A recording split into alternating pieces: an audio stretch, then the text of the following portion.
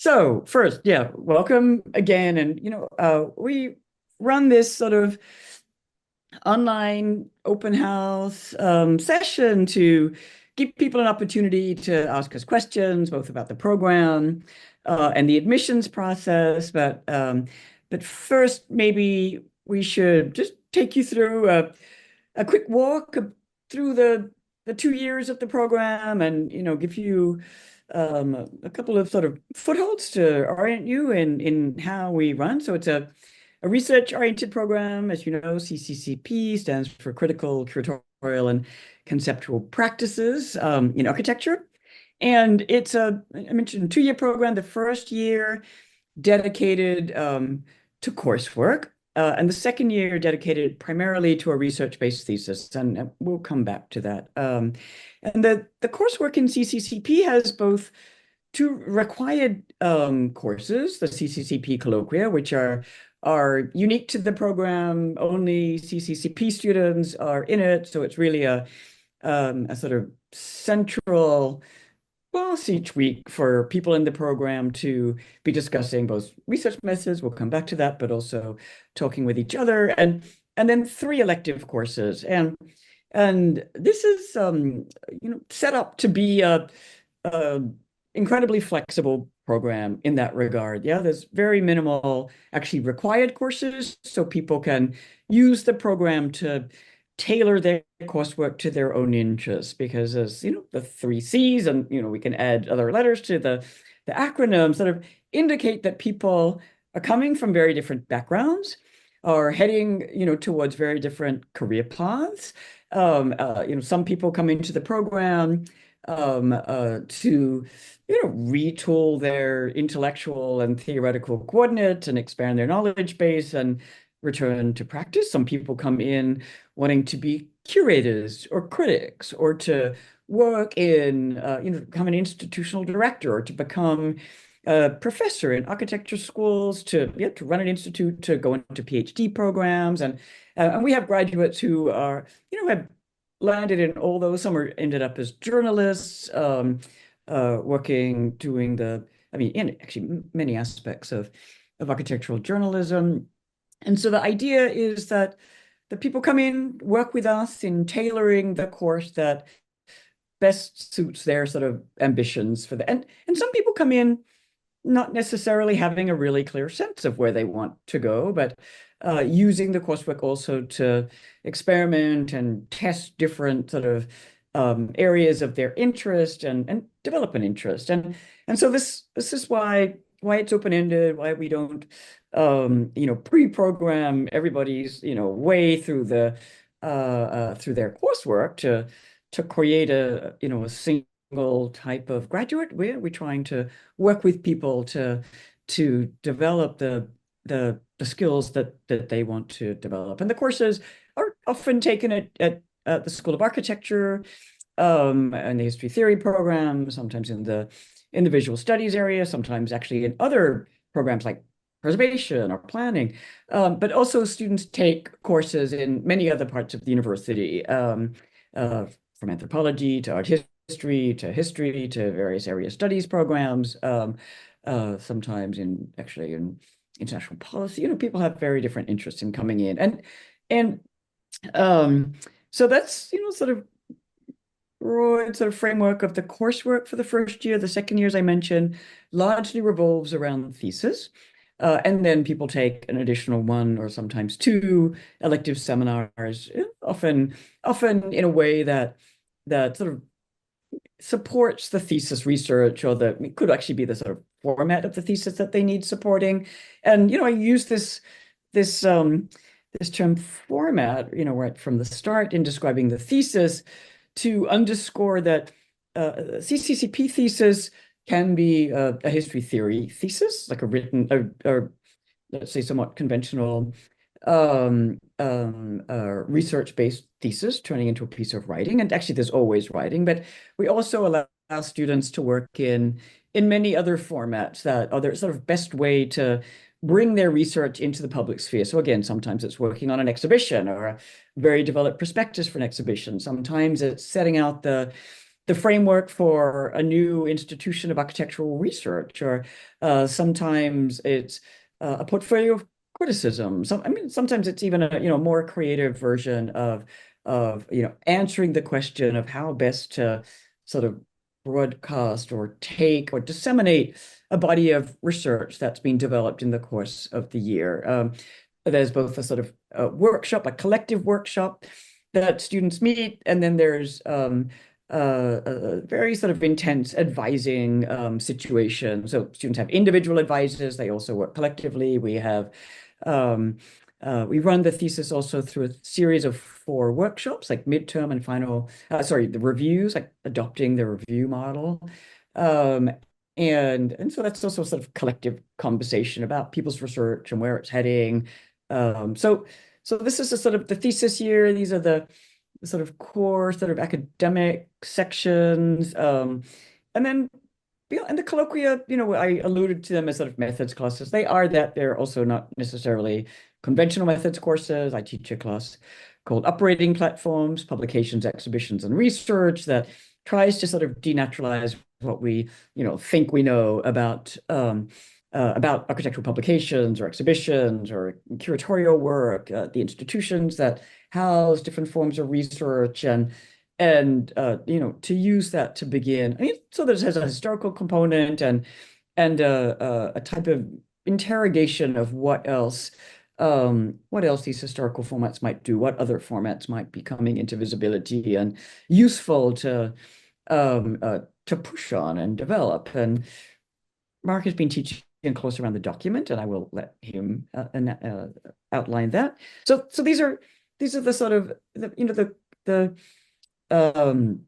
one aspect of the sort of programmed area of the pedagogy, but there are also a whole series of student-run initiatives.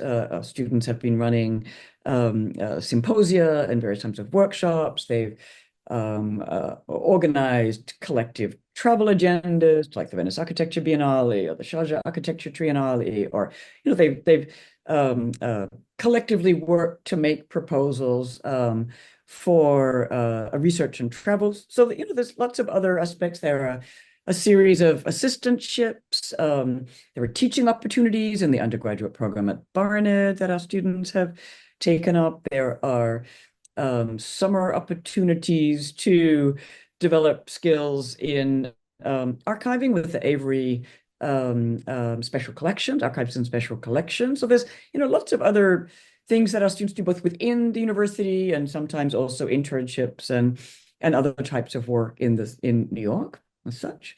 What else do we need to say, Mark? An annual lecture that we host affiliated with the program. And we also have sort of more informal workshops. We bring people to come and talk, like sometimes they're curators, sometimes they're alternative publishing houses, like people to come and talk about their practice, what they do, how they ended up there, to give you the opportunity to think your way into different type of career paths coming out of research initiatives and pedagogical programs. Over to you a bit, Mark. Yeah. I feel like that covers most of it, but just add a few more details.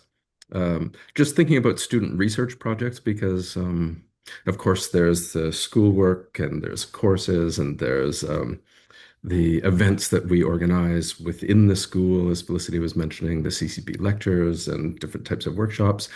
The students themselves often organize research travel. Last year, they were in Venice and they organized themselves with eFlux to publish a set of critical essays on the Biennale, which is not entirely uncommon within the program. Often students will organize similar types of research trips with similar types of outcomes, sometimes publications, sometimes websites with critical essays. The collaboration with eFlux is something new, but usually something in that vein in which students are using their time within the program to not only develop their own work, but also develop strategies and and approaches to working collectively and to bringing that collective work into the world somehow, which is, more or less the ethos of the program is how to develop your work, how to develop research, and then um, how to make that work circulate such that it has a relationship to viewers and readers and has some engagement with different forms of publics and has an idea about what that engagement is with different forms of publics. Um, so I think it's important to think about that because it's there's also it would be easy to misunderstand the program as a space of isolation because you choose your own courses and you really only share necessarily the colloquia and thesis. And so it might feel like you're finding your own way through the university, but in fact, it's a very small and intimate program. The students share a space, they work together. We're very available to students. We meet with them all the time in our office hours. They will often take overlapping classes, and so they Mhm. meet each other in classes. And so it's a very intense and intimate program actually, and that relationship with other students continues often after students graduate. We find that people who have studied together end up collaborating. We have graduates of the program who run research galleries who often invite people they studied with or even people from other years in the program that they didn't know while they were here. But there is a network, a kind of intergenerational network of people in the program now who work together, in part because there's an understanding that the people who come to this program, even though they might have radically different ideas about what they want to do with their research and where they want to take it, have a set of shared interests around architecture research. It's different um, modes of working through systems of communication and publicness. But also underlying that, I think, is an attitude about interrogating what architecture is as a discipline. And we often talk about CCCP as a program that helps students think new possibilities for practice. And that idea of thinking new possibilities for practice necessarily means thinking architecture differently and thinking architecture in a new way. And so that idea about architecture as not just a discipline that you master, but a set of practices and protocols and institutional forms of behavior and histories that one works with and studies and examines and redeploys in new ways is also something that I think many people in the program share. Yeah, no, I think Um, that's actually really important. I mean, sometimes we put architecture in scare quotes. I mean, the program it's an architecture program. It's centered around architecture. A lot of people come from other disciplines, actually also use it to transition to learn more about architecture. But architecture, um, uh, doesn't for us necessarily mean something like bricks and mortar buildings. Yeah, as Mark said, it's a disciplinary framework. It's a discourse. It's a set of institutions. It's a mode of practicing in the world. I mean, but it also, extends to landscape and urbanism and infrastructure and media projects, as environment projects. So it also has a lot of not so much synonyms, but like parallel points of investigation through which we know the world that we inhabit, the built world and its sort of media lives. So I mean, I think that's quite critical for a lot of people. It's not intending to normalize architecture. It's intending to sort of complicate and interrogate, as Mark put it, what the field is, what it might do, what it might bring into contemporary conversations. Yeah, so it is a very broadly framed notion of architecture that we operate with. So yeah. we just we just had the first thesis review yesterday, which is a full day long event, and Felicity mentioned it. I think it's also worth returning to the review because I think that is one of the incredibly interesting and rich aspects of the program. 4 times a year, thesis students will try to encapsulate the breadth of their research into a concise 10-minute presentation, which is, as you can imagine, an incredibly challenging thing to do, but they all do it. They do it brilliantly. But and at that review, we also invite the thesis advisors and outside reviewers and critics to comment on the work. And it's a full day discussion around the student work, um, which allows students to test how their own research is being received, to test strategies for how to communicate their work, how to deliver their research, what a relationship is between an image they show and the things they say. All of those things that were relatively familiar with in terms of academic presentation. But here, because it's framed with outside viewers, there's something about a kind of prototyping of a relationship to a public that comes into play within these reviews. And because they repeat 4 times over the year, students test different strategies and try, and they find the best way to communicate their work. And it's an incredibly productive method for not only communicating work, but also for students to hear themselves and to allow them to think about what is working within their own understanding of their work. And as Felicity said, it's slightly borrowed on the kind of pinup culture of design studio. And so for architecture students, it's familiar, and yet it's also entirely different because we're not talking about drawings on the wall. We're talking about, in the same way that we might talk about drawings on the wall, we're talking about arguments, we're talking about references, we're talking about resources, and we're talking about modes of description and communication. And so really, really interesting. And just to respond a little bit to what Felicity was saying about the synonyms for architecture that come into the program, which I think is a really nice way of putting it. Just thinking about some of the projects that were presented yesterday. There was a student working on Danish colonial mining in Greenland to get a sense of some of the issues involved there, colonialism, the geopolitics of Greenland, the geologies and the extraction of mining. There's a student working on hellscapes, which is a particular form of depiction of landscapes, but through the history of Burma. There's a student working on media in Iraq after the 2000 to 3 wars. And so there's a question about militarism and a different type of, I don't know, American extraterritorial, what's the right word? Conflict, and and also how media plays into that. And so that gives you a sense of the types of projects that people find themselves working on. And each one of those is clearly spatial or territorial or geographical, but also architectural in the way that the students talk about different types of constellations of buildings or infrastructures or objects. And so maybe also we should just underscore a few things about the application process. And on the one hand, very generic set of expectations of an application statement, letters of recommendation, but the portfolio is something that is can be very distinct in CCCP. And what does that mean? A portfolio for CCCP isn't necessarily a design portfolio unless that's all you have. But what we're looking for is how you're presenting your interests as they relate to the sort of concerns and formats and approaches of the program.